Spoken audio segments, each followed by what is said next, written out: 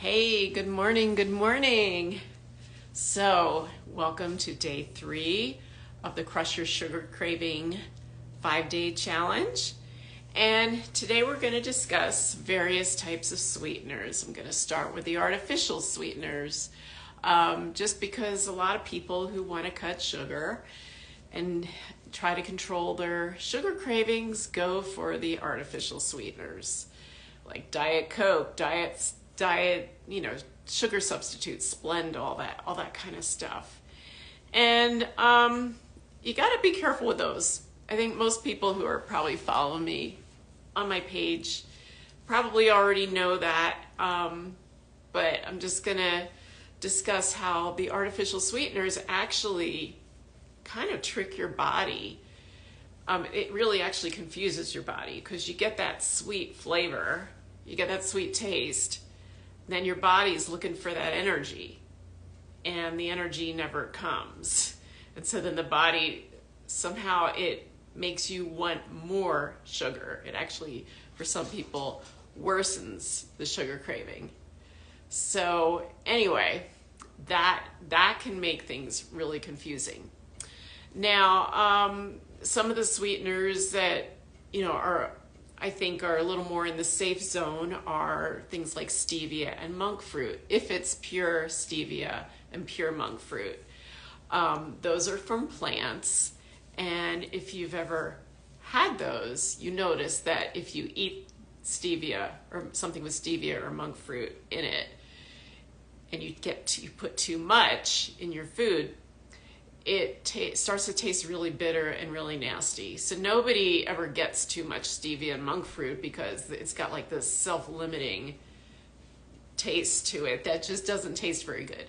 So that, it gets bitter if you take too much. Now you got to watch the stevia and the monk fruit because most of it is cut with erythritol, which is a synthetic sugar alcohol.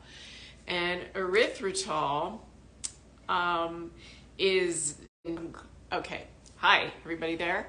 It paused me because I had a bad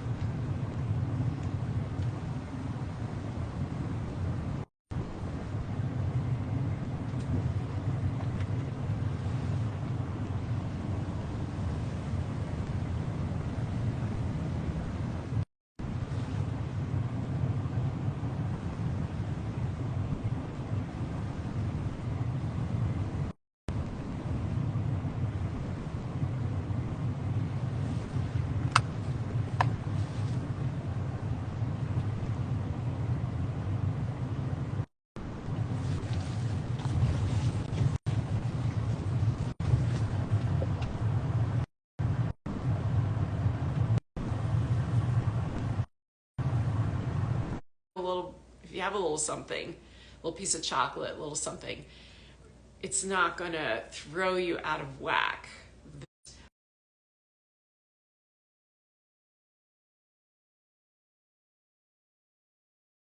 For some reason, it says I'm doing LTE. Anyway, Mercury's retrograde. What can I say? So, fruits. Let's talk about fruits. I never recommend that people start their day with a fruit bowl. You can have a little bit of fruit if you're having some protein with it and with some healthy fats. But to just start out with a bowl of raspberries or a bowl of fruit, that's going to spike your blood sugar and it's going to trigger hunger and cravings throughout the day. So there used to be this diet out there, I think it was called Fit for Life or something like that. And it was very bad in that respect. They said don't eat anything but fruit until noon. That was their rule. And I knew a lot of people doing it back. It was like 30 years ago. People were doing that. Like, oh, I feel amazing. I think they were just all spaced out because their blood sugar was wacky. So I don't recommend the Fit for Life diet. I recommend having your 30 grams of protein with some healthy fat in the morning. And maybe you can have a little fruit with it, but like a big old fruit bowl for breakfast, no, don't do that. Bad idea.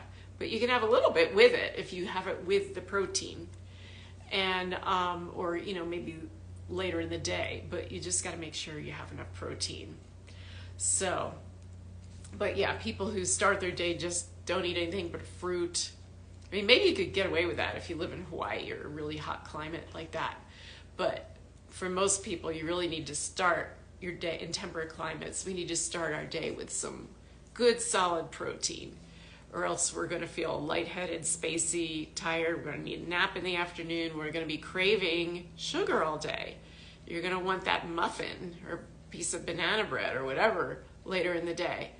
And you're going to be craving cookies, sugars, carbs. So never just have fruit in the morning. That's a really bad idea. Have some eggs, have some sausage that's not super sweet. Heck, have some good bacon. With that, it's actually good for you.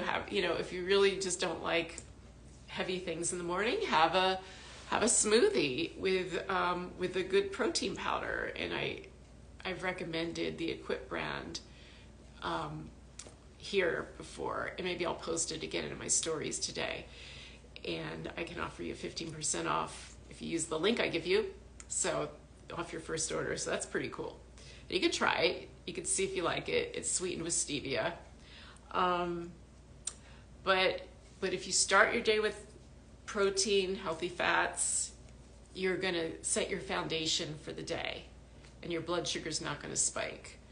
Intermittent fasting, how do I feel about it?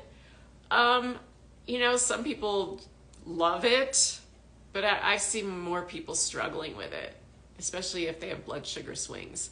I think a 12-hour fast between, when you finish dinner and then the next day, maybe a little more, like if you finish dinner at 7 p.m. and then you don't have breakfast until 7 a.m. or 8 a.m., that's a good fast. I don't like people eating late at night, because that kind of puts you to bed with a heavy stomach and you're digesting your food, and that can keep you awake and give you weird dreams and all kinds of things. But these people that have this really narrow window when they eat, they're going to go into their day really hungry, and then they're just going to for the however long period of time that they have to eat. So I don't generally think for most people the long stretches of not eating are a good idea. I think most people don't do well with that, is what I've seen in clinical practice. Now, you read online, some people do great and they lose all this, they lose unwanted weight, but most people I see, are hypoglycemic and really hungry in the morning, and then they eat whatever they can fit in that short period of time, and then they overeat, and then they have to go through the night. Now, if you're doing carnivore and you're just eating big old ribeyes all the time, maybe you won't be as hungry. That's another thing to think about. If you eat a lot of protein, you're not going to be as hungry. So maybe you can go longer periods of time between eating. But a lot of people want to have some other things. So keep that in mind. I'm not a huge one for the whole intermittent fasting game. But for some people, they swear by it. It tends to be more men do better on it, because women, we have hormones, and we really need to start our day with the lean, clean protein and healthy fats to keep our hormones balanced, to keep our moods balanced, to keep our energy balanced.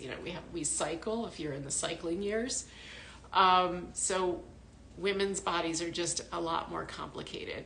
So anyway, that is my spiel on intermittent fasting. So tomorrow on day 4, we're going to talk about how sleep and what we can do about that. So hopefully you can join me tomorrow. That should be at 1 p.m. Thursday and Friday, day 4 and 5. I have actually in my calendar for 1 p.m. Mountain Daylight Time. So anyway, I hope to see you all soon and have a great rest of your day. It's gorgeous out where I am, but I'm going to be inside working with patients most of the day. I'm going to get out for a walk a little later. Anyway, I will see you soon.